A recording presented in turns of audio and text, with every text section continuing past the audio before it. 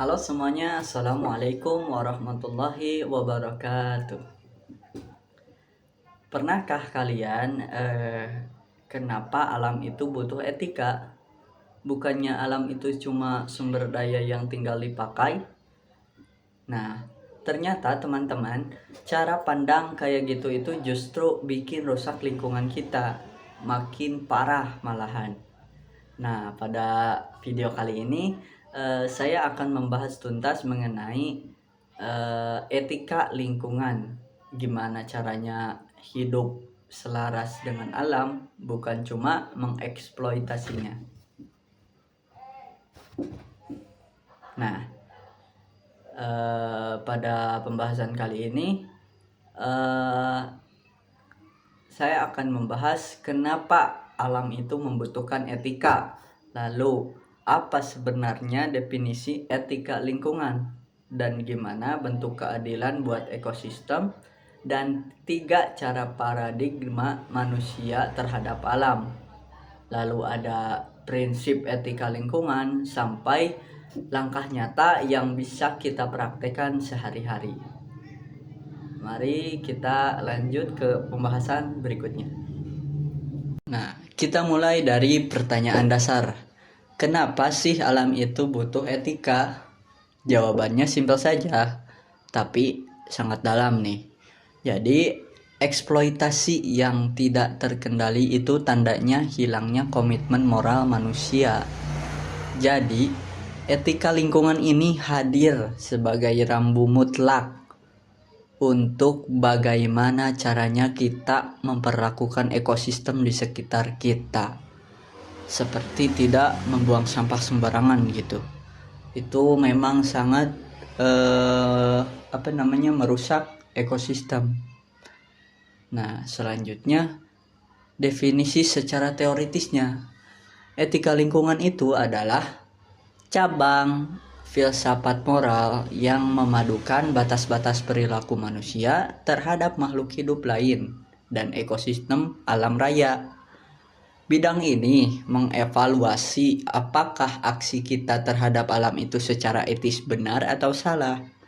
Nah, hakikat utamanya adalah menyadari secara utuh bahwa bumi ini bukan komoditas tak terbatas yang bebas dihabiskan.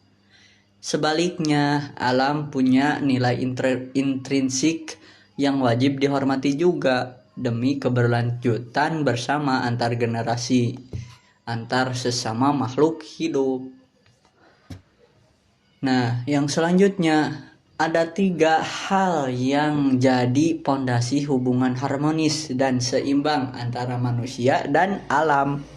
Yang pertama yaitu ada keadilan ekologis, yang dimana ini mengedepankan pembagian hak hidup yang seimbang antara kemajuan peradaban manusia dengan kebutuhan alam alami.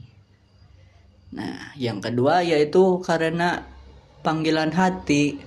Apa itu panggilan hati? Yaitu merawat alam semesta itu bukan karena takut hukuman pidana, tapi karena kesadaran moral pribadi kita demi masa depan anak cucu kita. Nah, yang ketiga, karena kesinambungan bumi, yaitu melindungi sistem biotik dan abiotik sebagai satu kesatuan yang saling berinteraksi secara mutualisme.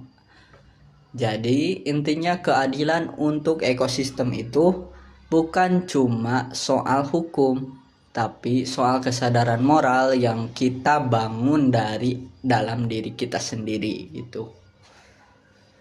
Nah, yang selanjutnya, setiap keputusan kita terhadap alam itu sebenarnya berakar dari paradigma atau cara pandang kita tertentu. Ada 3 paradigma utama. Yang pertama yaitu ada antroposentrisme. Apa itu? Yaitu manusia dianggap sebagai pusat semesta dalam paradigma ini. Dalam paradigma ini, alam dianggap bernilai hanya kalau punya kegunaan material dan bisa dieksploitasi demi melayani segala hasrat manusia. Yang kedua yaitu biosentrisme. Apa itu? Nah, yaitu kehidupan yang jadi pusatnya. Jadi, setiap organisme biotik, baik hewan, tumbuhan, maupun mikroorganisme, dianggap punya hak moral yang setara untuk eksis gitu. Yang ketiganya yaitu ada ekosentrisme, yaitu ekosistem yang dianggap terpadu. Jadi fokus penuhnya diletakkan pada harmoni seisi ekosistem secara makro, yang mencakup unsur hidup ataupun biotik dan unsur tak hidup atau disebut dengan abiotik. Nah, jadi kalau kita masih mikir alam cuma buat dieksploitasi, itu tandanya kita masih terjebak paradigma antroposentrisme. Idealnya kita bergeser ke cara pandang yang lebih menghargai kehidupan dan ekosistem secara utuh. Selanjutnya kita masuk ke dalam prinsip-prinsip etika lingkungan yang bisa menjadikan kita pedoman gitu agar bisa menjaga lingkungan. Yang pertama yaitu hormat terhadap lingkungan. Jadi menghormati integritas ekosistem lokal dan tidak memandangnya sekedar komoditas eksploitasi gitu. Yang kedua, memiliki rasa kasih sayang dan kepedulian, yaitu melakukan restorasi dan pencegahan atau reboisasi atas pencegahan kerusakan alam tanpa disadari motif ekonomi instan. Yang ketiga, ada tanggung jawab moral, di mana kewajiban aktif dalam setiap pribadi untuk memelihara kestabilan habitat secara sukarela. Yang keempat, ada prinsip no harm atau tanpa rusak, yaitu menghindari segala aksi ceroboh yang bisa mengganggu keberadaan satwa liar atau mencemari mata air. Yang kelima, ada solidaritas kosmis. Apa itu? Yaitu merasa senasib atau sepenanggungan dengan segenap ekosistem alami yang mendorong kita untuk aktif melindunginya. Ya, yang selanjutnya yang keenam itu adalah hidup sederhana dan selaras. Jadi menghindari pola konsumsi yang berlebihan demi mengurangi beban ekologis di bumi.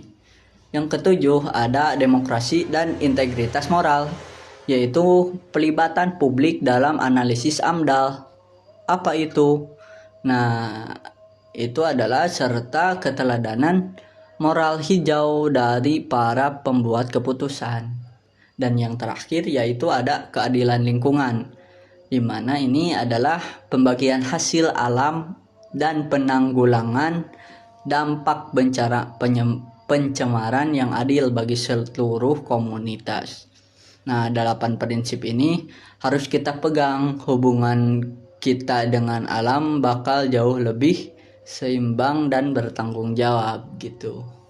Selanjutnya, bagaimana cara kita mempraktekkan semua ini di kehidupan sehari-hari? Ternyata gak perlu langkah besar, cukup mulai dari hal-hal kecil saja. Contohnya nih, tidak membuang sampah sembarangan. Jadi kelola sampah rumah tangga secara mandiri, mengurangi kemasan plastik sekali pakai, lalu menghemat listrik, dan biasakan menanam tanaman hias atau pepohonan kecil di sekitar perakaran rumah kita gitu. Jadi intinya ubahlah gaya hidup kita sedikit demi sedikit agar kita bisa mewariskan bumi ini yang hijau untuk generasi selanjutnya. Ya,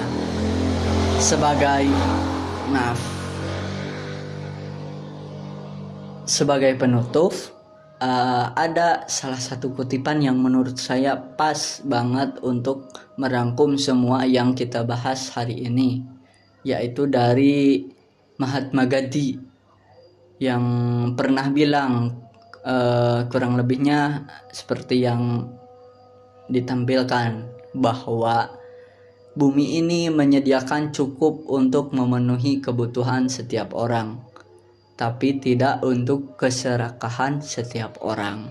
Nah, mungkin cukup sekian yang bisa saya sampaikan. Kita rekap dulu dari awal, bahwa etika lingkungan itu hadir karena eksploitasi tak terkendali. Kenapa?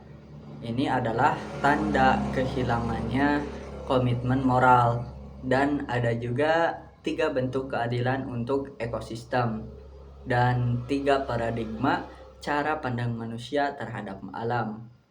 Nah, adapun 8 prinsip etika Islam yang bisa menjadikan kita sebuah pedoman gitu, dan langkah-langkah kecil yang bisa langsung kita praktekkan hari ini juga begitu. Mungkin cukup sekian yang bisa saya sampaikan. Mohon maaf bila mana ada kekurangan ataupun salah tutur kata saya. Wassalamualaikum warahmatullahi wabarakatuh.